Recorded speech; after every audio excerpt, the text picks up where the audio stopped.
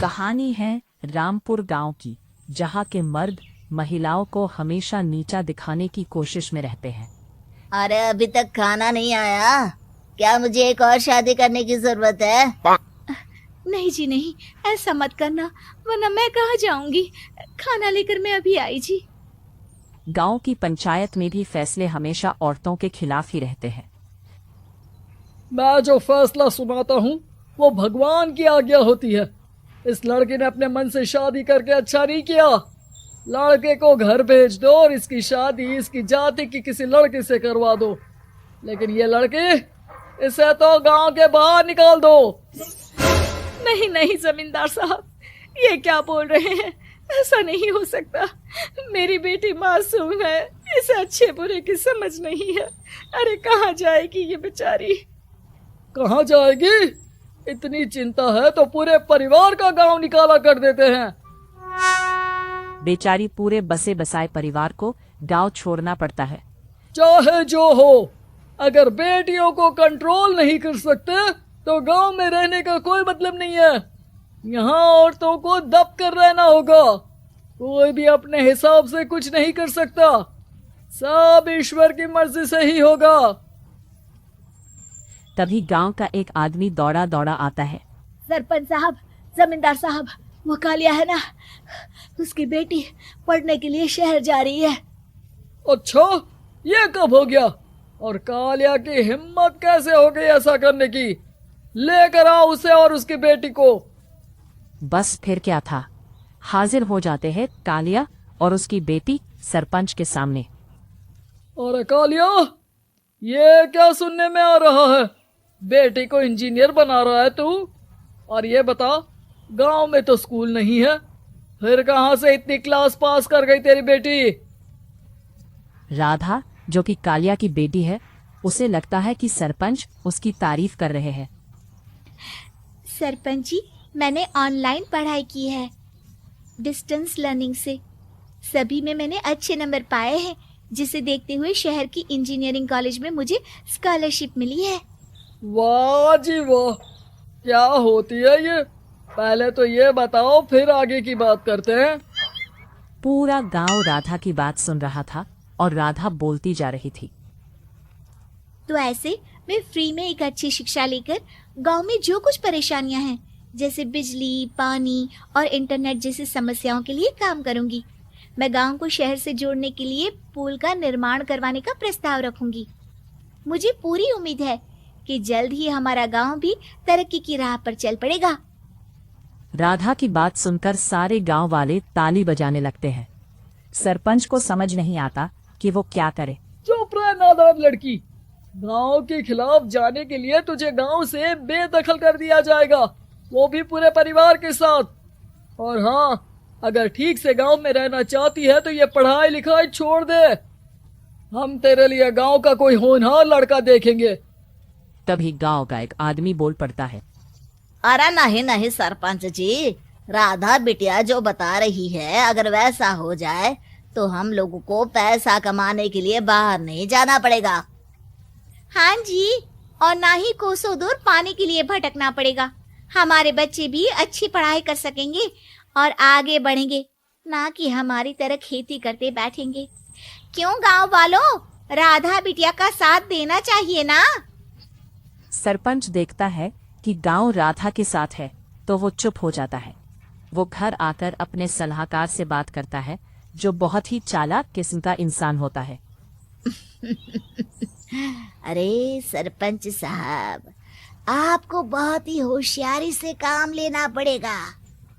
एक बार गांव तरक्की कर गया, यहाँ के बालक पढ़ लिए तो कोई ना पूछेगा आपको।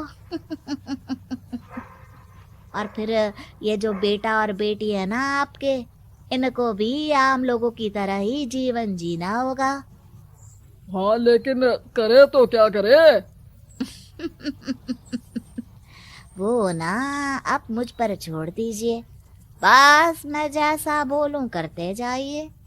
अगले रोज सुबह जब गांव वाले सोकर उठते हैं तो राधा के घर के बाहर और साथ ही वो लोग जिन्होंने राधा का सपोर्ट किया था, उनके घर के आगे लाल रंग से कल आऊंगी लिखा होता है। कल आऊंगी। यह क्या होता है? अरे यह तो खून से लिखा है, लगता है कोई भूत प्रेत या चुड़ैल का साया है। चलो सरपंच जी के पास चलते हैं। सभी सरपंच के पास जाकर उसे सारी बात बताते हैं। और ये तो बड़ी मुश्किल की बात है। चलो मैं एक बाबा को जानता हूँ, उन्हें बुला लेता हूँ। सरपंच बाबा को लेकर गांव के घर के बाहर जाता है। ओहो, तो ये वो चुड़ैल है जो उन लोगों को निशाना बनाते हैं जो गांव को बदलने का सपना देखते हैं। वो गांव को ऐसे ही संपन्न देखना चाहती है। वो नहीं चाहती कि कोई बाहरी यहाँ का कायाकल्प करे। क्या तुम लोगों में से किसी ने गांव को बदलने की सोच रखी है?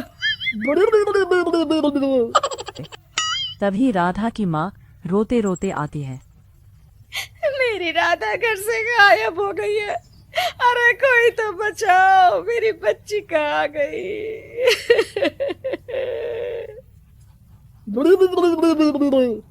ले गई वो चुड़ैल, तेरी बच्ची को ले गई।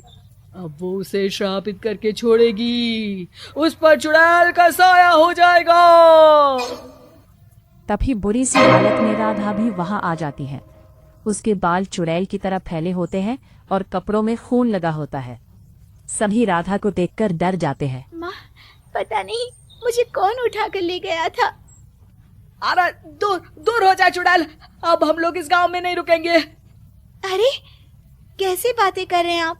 कल तो आप मेरे भरोसे गांव का हुलिया बदलने, अपने बच्चों को पढ़ाने और तरक्की उन्नति की बात कर रहे थे, तो आज क्या हो गया आपको? ये फिर तुम लोगों को बहकाएगी। ये चुड़ैल गांव में आ चुकी है। ऐसे ही ये तुम्हारे घर के बच्चों को भी ले जाएगी। गांव वाले राधा को गांव से बाहर निकाल देते हैं। उसके माँ बाप रोते रहते हैं, लेकिन गांव वाले नहीं मानते। मैं भी अपनी बहन के साथ गांव के बाहर रहूंगा, लेकिन वो पढ़ाई नहीं छोड़ेगी। वही सरपंच के घर पर सलाहकार कहता है। देखा, सांप भी मर गया और लाठी भी नहीं टूटी। लेकिन अगले ही दिन सरपंच के घर के बाहर भी वही शब्द लिखे होते हैं। और फिर सरपंच की बीवी कहती है, हमारी बेटी को किसी ने अगवा कर लिया है। तभी राधा का भाई वहां आ जाता है। अरे गांव वालों, मैंने सरपंच जी की बेटी को देखा था। वो चुड़ैल उसे उठाकर ले जा रही थी। अरे क्या मजाक कर रहे हो? नहीं नहीं सरपंच जी, आप नहीं जानते। वो चुड़ैल अब आपकी बेटी में आ जाएगी, जैसे राधा के अंदर आ गई थी। तभी सरपंच की बेटी वैसी ही हालत में वहां आती है जैसे राधा आई थी। पापा, पता नहीं कैसे मैं गायब हो गई थी। चुड़ैल, इसके अंदर भी चुड़ैल का साया है, मारो इसे। अरे नहीं नहीं, इसे भी राधा के पास गांव के बाहर ही भेज दो। अरे चुप रहो, मेरी बेटी कहीं नहीं जाएगी और चुड़ैल बुड़ैल कुछ नहीं होता है। अरे कैसे बात कर रहे हो सरपंच जी? आप तो बोल रहे थे कि आपका फैसला भगवान का ज्ञान होता है, तो अपने पर बात आई तो अब आप ऐसे बोल रहे हैं।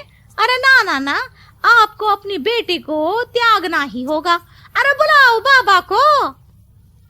राधा का भाई बाबा को ले आता है, जिसे अब गांव वालों के डर के कारण सच बोलना पड़ता है। मैं कोई बाबा नहीं हूँ, मैं तो मोची था। ये सलाहकार महोदय ने मुझे कहा था एक्टिंग करने को। अब वो मुझे पैसे देने वाले हैं। अब मुझे माफ कर दो। गलती हो गई, मुझे माफ कर दो। तभी वहां राधा आ जाती है। देखा सरपंच जी, जब गांव के बच्चे साक्षर होंगे तो आप जैसे लोगों की चालाकी नहीं चलेगी।